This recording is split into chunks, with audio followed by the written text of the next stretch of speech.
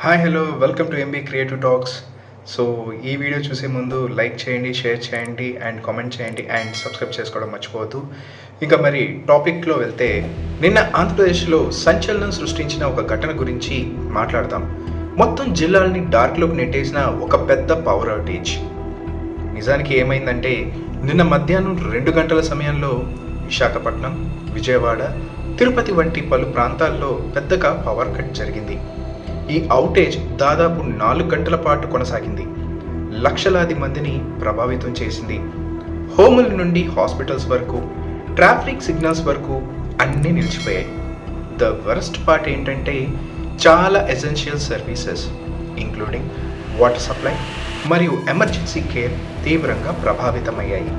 ఇప్పుడు power department చెప్పిన ప్రకారం మెయిన్ ట్రాన్స్మిషన్ లైన్లో టెక్నికల్ ఫాల్ట్ వల్ల ఈ పరిస్థితి ఏర్పడిందని, కానీ ఓవర్లోడెడ్ గ్రిడ్ లేదా టైమ్లీ మెయింటెనెన్స్ లేకపోవడం వల్ల జరిగిందని కూడా రూమర్స్ వినిపిస్తున్నాయి. కొంతమంది ఎక్స్పర్ట్స్ ఏజింగ్ ఇన్ఫ్రాస్ట్రక్చర్పై పాయింటింగ్ చేస్తూ గ్రోయింగ్ డిమాండ్ ఫర్ ఎలక్ట్రిసిటీని హ్యాండిల్ చేయడంలో ఇన్ఫ్రాస్ట్రక్చర్ అంతగా క్యాపబుల్ కాదు అని అంటున్నారు.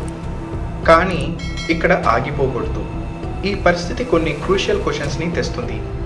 ఇది కేవలం టెక్నికల్ గ్లిచ్ మాత్రమేనా, లేక మన పవర్ ఇన్ఫ్రాస్ట్రక్చర్లో డీప్ ఫ్లాని ఈ ఘటన బయటపెట్టిందా?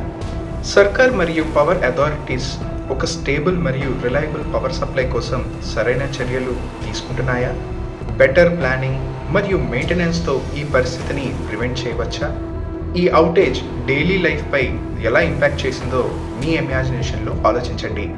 ఎలివేటర్స్లో స్టక్ అయిన ప్రజలు, సర్జరీస్ పోస్ట్పోన్ అవ్వడం, బిజినెస్ రెవెన్యూ కోల్పోవడం, స్టూడెంట్ స్టడీ చేయలేకపోవడం, ఇది కేవలం ఇన్కన్వీనియన్స్ కాదు.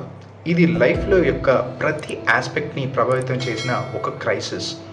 ఇప్పుడు మీ ఒపీనియన్ని వినాలనుకుంటున్నాను.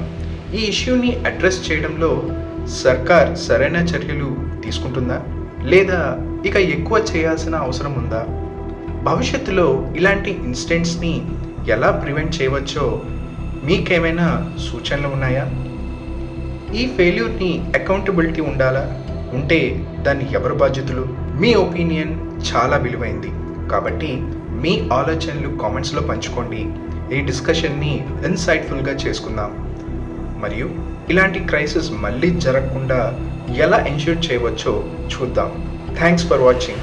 ఈ అనాలిసిస్ థాట్ ప్రొవోకింగ్ అనిపిస్తే లైక్, షేర్ మరియు సబ్స్క్రైబ్ చేయడం మర్చిపోకండి. ఇలాంటి ఇష్యూస్పై మరిన్ని డీప్ డైవ్స్ కోసం మీ కామెంట్స్ చేంజ్ని డ్రైవ్ చేయగలవు, కాబట్టి మీ వ్యూస్ని పంచుకోండి.